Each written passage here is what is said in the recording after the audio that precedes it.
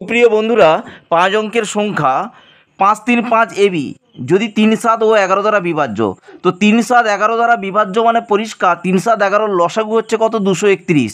এদের লসাগু কত হচ্ছে? 231। তার মানে 231 3 7 11 দ্বারা বিভাজ্য এবং এটা হচ্ছে সব থেকে লঘিষ্ঠ। এবারে প্রশ্ন হচ্ছে 5 অঙ্কের এইরকম একটা সংখ্যা এ আর বিটা জানতে চাইছে। তাহলে আমি সর্বোচ্চ যেটা হবে একদম সর্ববৃহৎ বা বৃহত্তম সেটা কত হচ্ছে? 5 3 5। আমি এ কেও 9 মনে করলাম, বি কেও 9 মনে করলাম।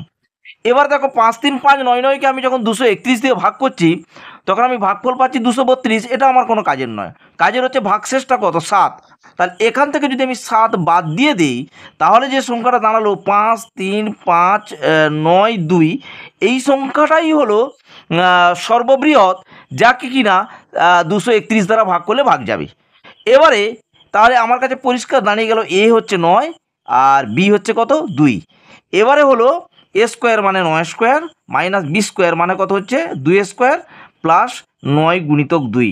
9 9 81 বিযুক্ত 4 যুক্ত 18। 8 1 9, 8 1 9 বিযুক্ত 4 সমান 95 is the correct answer. Thank you.